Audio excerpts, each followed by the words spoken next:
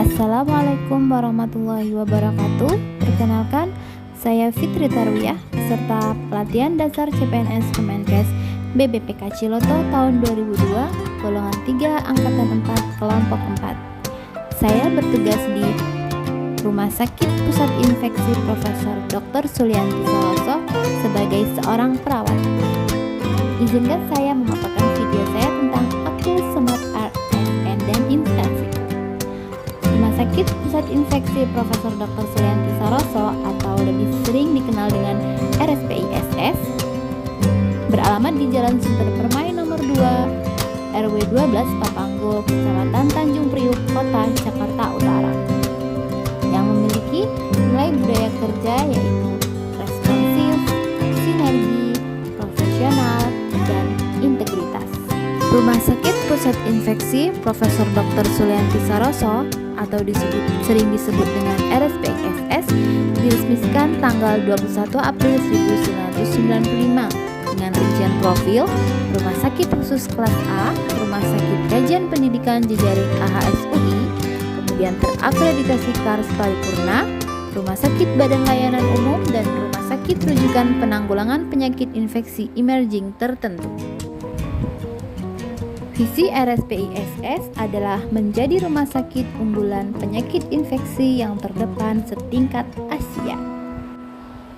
Sedangkan untuk misinya adalah 1. Mengelola penyakit infeksi secara profesional dan paripurna.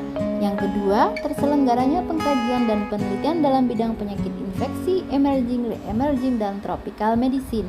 Yang ketiga, terselenggaranya pendidikan dan pelatihan penyakit infeksi, emerging, re-emerging, dan tropical medicine. Yang keempat, memperluas jaringan pelayanan pendidikan dan penelitian di bidang penyakit. Dan yang kelima, membangun budaya corporate untuk meningkatkan produktivitas. Moto Rumah Sakit Pusat Infeksi Profesor Dr. Sulianti Saroso adalah ikhlas melayani.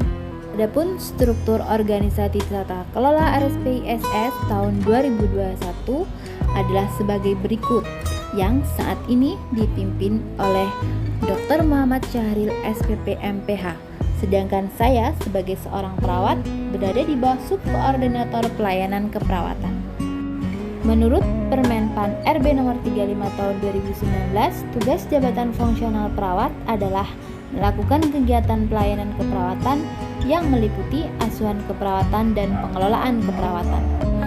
Untuk asuhan keperawatan meliputi pengkajian, penegakan diagnosa keperawatan, perencanaan atau intervensi, kemudian evaluasi, dan yang terakhir yaitu dokumentasi. Untuk pengelolaan keperawatan meliputi melaksanakan fungsi pengarahan pelaksanaan sebagai ketua tim atau perawat primer, melakukan penata laksanaan gejala, dan melakukan pengorganisasian pelayanan keperawatan antar sip, unit, dan fasilitas kesehatan. Fungsi saya sebagai perawat yaitu memberi asuhan keperawatan, yang kedua sebagai edukator atau memberikan pendidikan kesehatan menggunakan media dan alat promkes dengan memaksimalkan kemampuan literasi digital.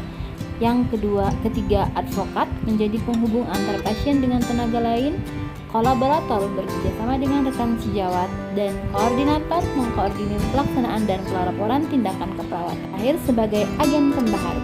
Pelayanan yang harus dicapai yaitu meningkatkan mutu pelayanan, meningkatkan kualitas diri dengan mengikuti kompetensi, kepuasan pasien terhadap pelayanan, dan memberikan pendidikan kesehatan kepada pasien.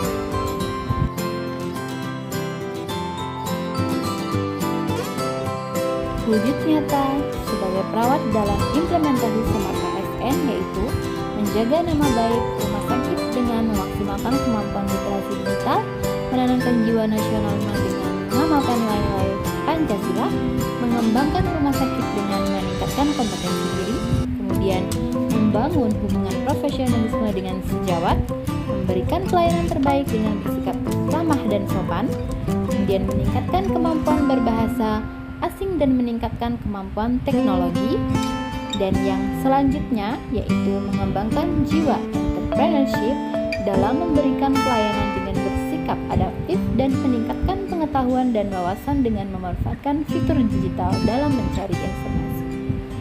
Demikian video saya akhiri. Wassalamualaikum warahmatullahi wabarakatuh, dan terima kasih sudah menonton.